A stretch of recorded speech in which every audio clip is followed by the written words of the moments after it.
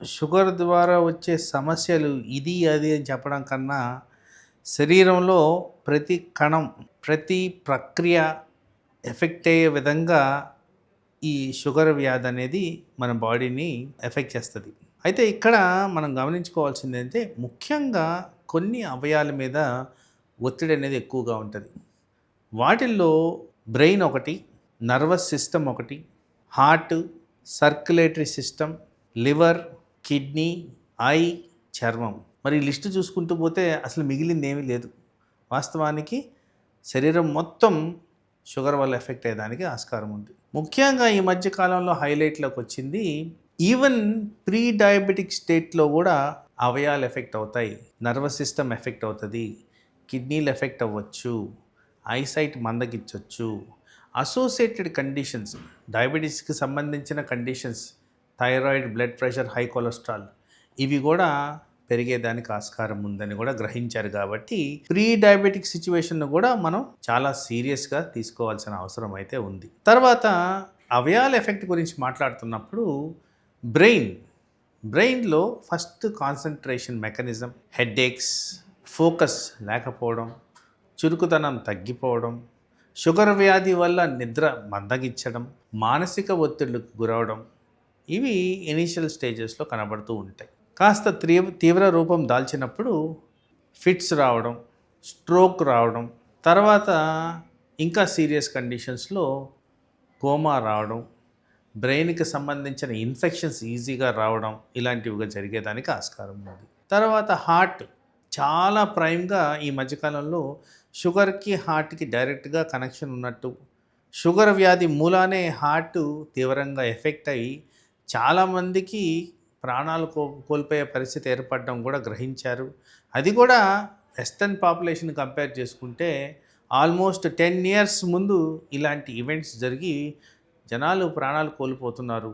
తర్వాత మనందరం గ్రహించాల్సింది, heart and sugar గురించి మాట్లాడుతున్నప్పుడు మన దేశంలో షుగర్ వ్యాధి అధికంగా ఉంది. ఆ అధికంగా ఉండడమే కాకుండా అదుపులో చాలా తక్కువగా ఉంటుంది. ఆ కారణంగా heart attack, heart failure, heart effect అవ్వడం, ఎక్కువ ప్రాబ్లమ్స్ క్రియేట్ అవ్వడం, మరణాల సంఖ్య పెరగడం కూడా గ్రహించారు. కాబట్టి దీన్ని కాస్త సీరియస్గా తీసుకోవాలి. హార్ట్ ఎఫెక్ట్ అయినప్పుడు హార్ట్ కొట్టుకునే విధానం ఎఫెక్ట్ అవ్వచ్చు, హార్ట్ ఫంక్షనాలిటీ కాంప్రమైజ్ అవ్వచ్చు, హార్ట్ అటాక్కి దారితీయచ్చు. తర్వాత లివర్, చాలామంది వినే ఉంటారు, non alcoholic fatty liver disease. దాన్ని ఇప్పుడు పేరు మార్చి MASLD, metabolic related fatty liver disease అనేది మార్చారు. ఆ కండిషన్ డైరెక్ట్గా షుగర్ కారణంగా వస్తుందని కూడా గ్రహించారు. ఊబకాయం కారణంగా కూడా వస్తుందని. ఈ మధ్యకాలంలో లివర్ ఫెయిల్యూర్స్ ఎక్కువగా దీనికి సంబంధించి మేము ఎక్కువగా గమనిస్తున్నాం. కాబట్టి లివర్ ఎఫెక్ట్ అవ్వడం కూడా కాస్త తీవ్ర పరిమాణాలకు దారితీస్తుంది. కాబట్టి మనం అది గ్రహించాల్సిన అవసరం ఉంది. అలాగే అందరికీ తెలిసిందే, కిడ్నీ ఫెయిల్యూర్, డయాలిసిస్ ఫ్రీక్వెంట్గా గమనిస్తుంటాం. డయాబెటిక్ పేషెంట్స్లో ఫ్రీక్వెంట్గా యూరినరీ ఇన్ఫెక్షన్స్ రావడం గ్రహించాం. ఆ యూరినరీ ఇన్ఫెక్షన్స్ కాస్త ఎక్కువగా తీవ్ర రూపం దాల్చినప్పుడు కిడ్నీలు ఎఫెక్ట్ అవ్వడం, కిడ్నీకి ఫెయిల్కి దారితీయడం అనేది చాలామంది మనం తరచుగా చూస్తూ ఉంటాం. సో ఇలా మోస్ట్ ఇంపార్టెంట్ అవయవాల్ని అర్లీగా అటాక్ట్ అయ్యే విధంగా షుగర్ వ్యాధి చేస్తుంది. కాబట్టి షుగర్ వ్యాధిని ఆది నుంచే అదుపులో ఉంచుకోవడం అనేది ముఖ్యం. అలా అదుపులో ఉంచుకుంటూ రెగ్యులర్ పరీక్షలు చేసుకుంటూ అవయవాలు ఎఫెక్ట్ అవ్వకుండా కాపాడుకోవడం అనేది ముఖ్య లక్ష్యంగా మనం గ్రహించాల్సిన అవసరం ఉంది. ఆ విధంగా చేసినందుకు కాంప్లికేషన్స్ రాకుండా మనం కాపాడుకోవచ్చు.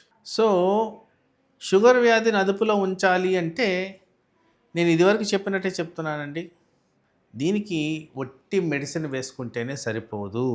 ఉదయం నుంచి సాయంత్రం వరకు మనం ఏం ప్రక్రియలు చేస్తున్నాం, ఒక లైఫ్ స్టైల్గా ఈ డిజీజ్ చాలా ఇంపార్టెంట్. సో ఆ లైఫ్ స్టైల్ని నార్మలైజ్ చేసుకుంటే అపార్ట్ ఫ్రమ్ మెడిసిన్స్ అప్పుడు షుగర్ అదుపులో వస్తుంది.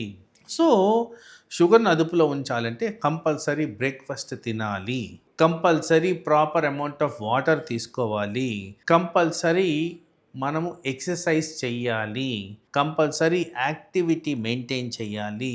అదేవిధంగా మానసిక ఒత్తిళ్ళు అవాయిడ్ చేసుకోవడం, దాన్ని గ్రహించడం, నిద్ర ప్రాపర్గా రావడం, ఇలాంటివన్నీ సంపూర్ణంగా చేసుకుంటూ ఇంటర్వెల్ ప్రకారం బ్లడ్ టెస్టులు చేసుకొని డాక్టర్ని సంప్రదించి వాళ్ళు ఇచ్చిన అడ్వైజెస్ మేరకు మందులు క్రమంలో వేసుకుంటూ ఆ విధంగా చేస్తే షుగరు దీర్ఘకాలంలో సమస్యలకు దారితీయకుండా మనకి ప్రాబ్లం లేకుండా కాపాడుకోవచ్చు.